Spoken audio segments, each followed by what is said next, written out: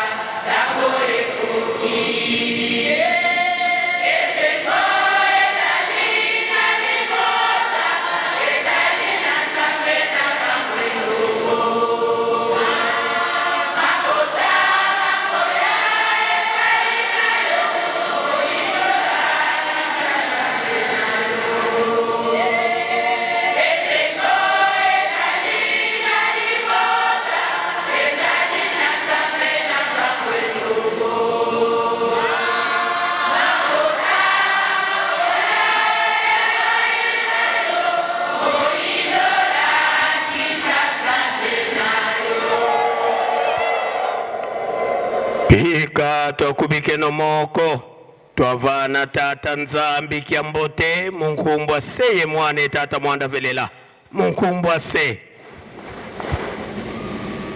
ye mwana ye tata mwanda velela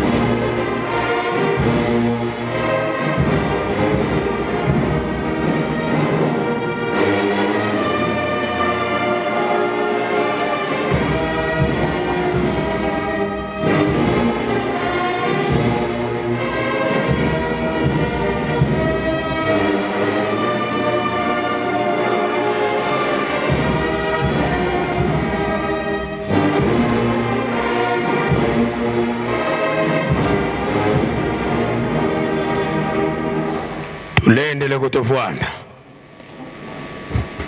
Sedeto wanzambi eto tata mwanda velela beto bana bakutokolombele bakafulu watusikiliza.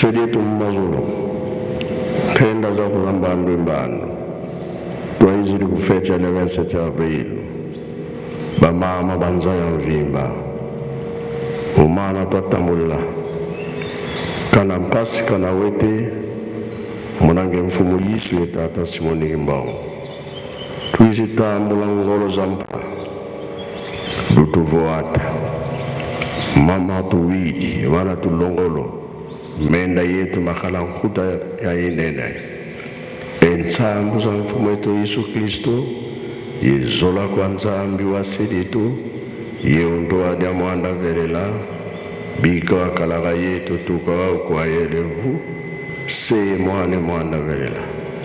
Amen.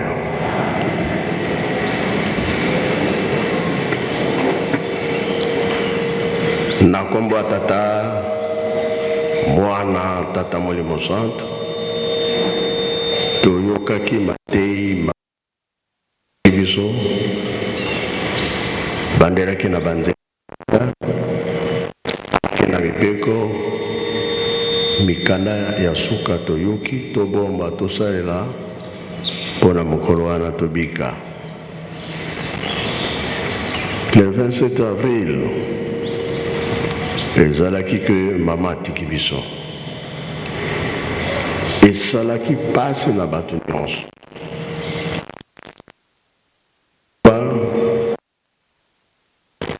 mama atikali na bapapa papa kisolokeli ake na boma papa mfuma dongo alandi na boma papa mfumambaza nde atikalaki awa na nkamba ndenge baza kosimba bato bazaki kobomba te, surtout mokolo misato tolobaka toujours mokolo misato ezali ya bamama batata ezala bamama mokolo misato bazalaki kosimba misala ya lingomba. Mundele avandaka na nkamba 40 ans. Bato nyonso babimaki na nkamba bato bazalaki te kaka bamindele na basoda na ye. Alors kasi chaque mercredi bamindele babenga bato nyonso ya bamboka oyo kobongisa nkamba sokola mai ya nsima kobongisa yango longola matiti kokombola awa na kati ya nkamba ndenge moko longola matiti kokombola 40 ye moko mondele azalaki kosimba koyebia mokolo misato nde tosalaka misala ya lingomba surtout na bamboka ntango balobi ke le 24 décembre tosambela na biso kuna na Kinshasa commune par commune po baya kosala tour na nkamba une semaine mpona bilanga na batata kotonga bandako ya bapaya. Donc bandako ndenge ezalaka ya banzete misala batata bazalaki kosala nde yango wana. Soki bato baye na fete yo moko kolwa ndako tika place bapaya esika bakolala ebandeli nde ezalaki ndenge wana. Mais sikoyo niveau tokomi ezali biso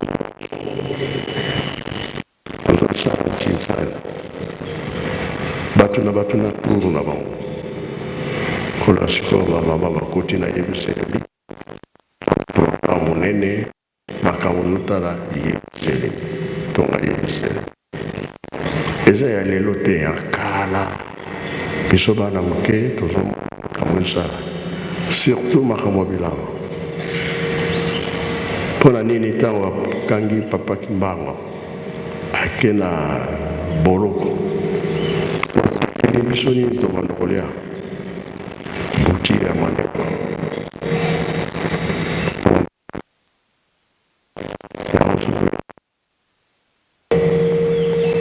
fumamba aza koloba boda ntaba taba te kasi pondu bato mosusu bayebi soki papa alobi ntaba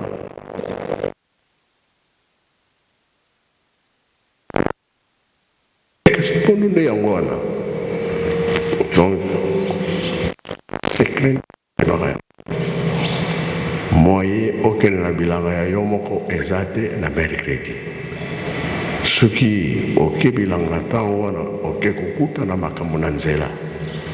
Tout d'abord sala oyo ya ngomba nsima nde olandi oyo ya yo ezalaka bongo. Totali na kini ekomaki bato na paroisse na bango papa Mfumalo mercredi so bamama baye atindi bango na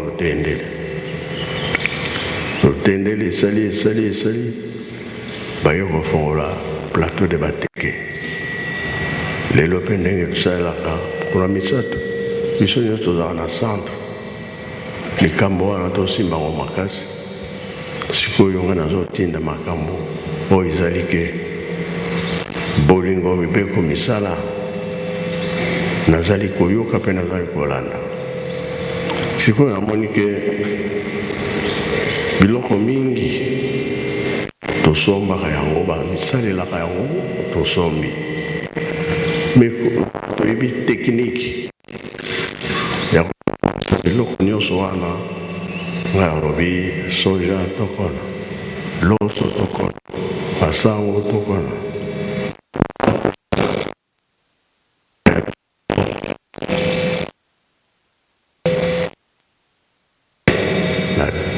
Otokozo na bateau de pêche, tokoso mbango lisusu te.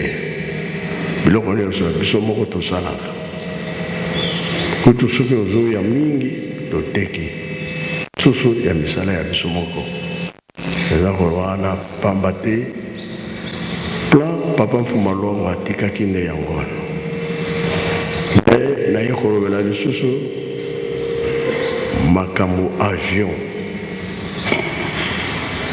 Soki na termine avion mpo na ye te. Ndenge mutu nyonso aza koluka koya na nkambo. Mituka eza mingi te.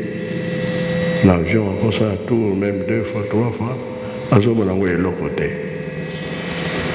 Mundele soki azwaki avion, asalaki avion, parce que ntango Nzambe abebisaka mokili, na ntango ya Noé, bamonaki ke bazwaki retard. Faut sentir ke soki oza na likambo lelo na moya lelo sikoyo ke courrier oyo be bato kino tika bango na chasse en avion mutongo koma liboso en avion pour retard ezala te oyo kende na camion retard donc likambo koyesa mokuse nde avion nga mpe nalingi avion ebanda po ete esika papa Kimbangu alakisi avion ebanda kokita awa nde kuna tozobongisa yango wana avion soki eye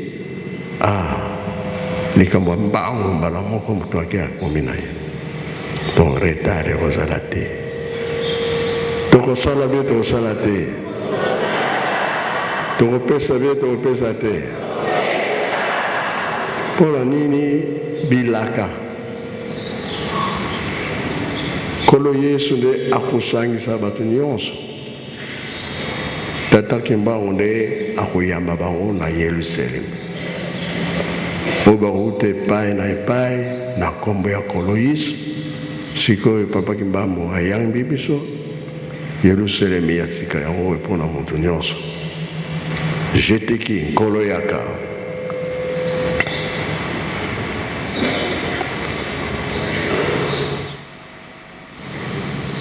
dirigeant aza te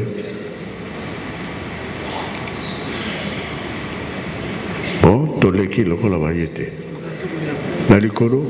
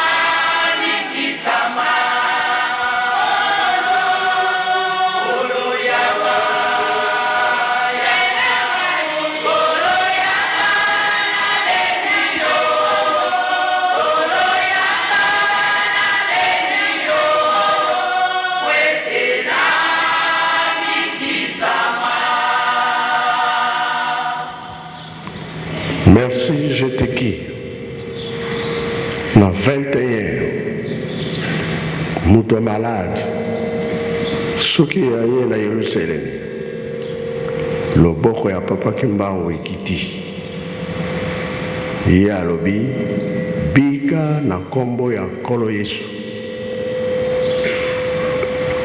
Sikoyo atini yo na batata mbikudi bango nde bakopesa mateyi